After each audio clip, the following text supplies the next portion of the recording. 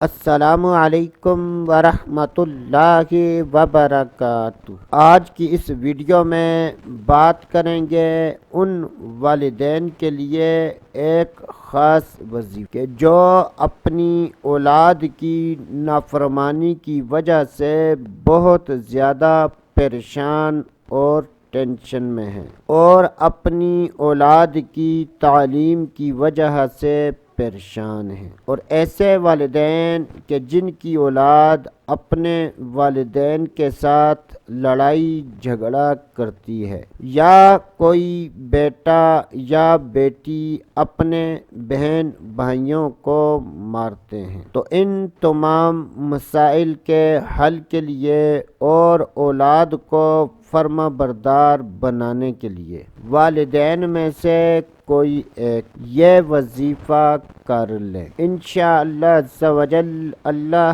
عز و جل کے فضل و کرم اور اس وظیفے کی برکت سے نافرمان اولاد فرما بردار بن جائے گی، اور جو بیٹا یا بیٹی اپنے بہن بھائیوں کو مارتے ہیں وہ مارنا چھوڑ دیں گے۔ تو یہ وظیفہ بہت ہی مختصر ہے۔ کوشش کریں کہ تلفظ کی ادائیگی درست ہو تاکہ عمل اثر کر سکے۔ اکثر دوست احباب وظیفہ کرتے ہیں اور یہ شکایت ہوتی ہے کہ وظیفہ اثر نہیں کرتا، تو ایسے دوست احباب کو چاہیے کہ وہ اللہ تبارک و تعالی پر یقین کامل رکھتے ہوئے تلفظ کی درست ادائیگی کے ساتھ وظیفہ کریں، تو انشاءاللہ عز و جل، اللہ عز و جل کے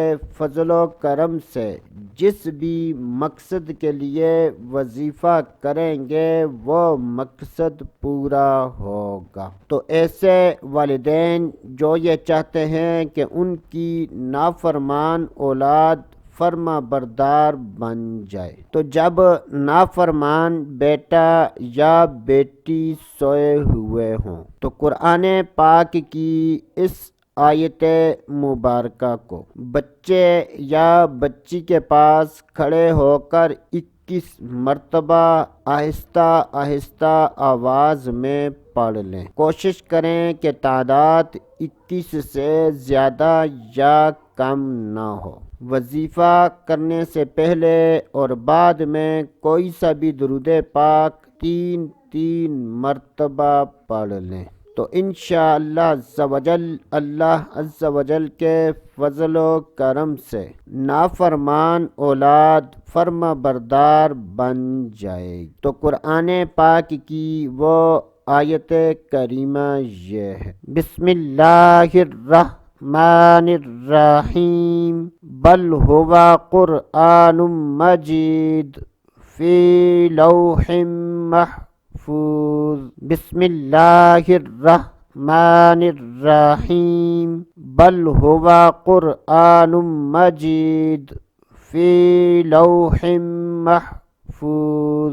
بسم اللہ الرحمن الرحیم، بل ہوا قرآن مجید فی لوح محفوظ۔ تو کوشش کریں کہ تلفظ کی ادائیگی درست ہو۔ تو اللہ تبارک و تعالی پر یقین کامل رکھتے ہوئے والدین میں سے کوئی ایک فرد یہ وظیفہ کر لے۔ اللہ عز و جل سے دعا ہے کہ اللہ عز و جل ایسے والدین کو کہ جن کی اولاد نافرمان ہے ان کو یہ عمل کرنے کی توفیق عطا فرما، اور اس عمل کی برکت سے ان کی اولاد کو ان کے حق میں فرما بردار بنا۔ تو دوستو، آج کے لیے اتنا ہی، اگلی ویڈیو تک اجازت، اللہ حافظ۔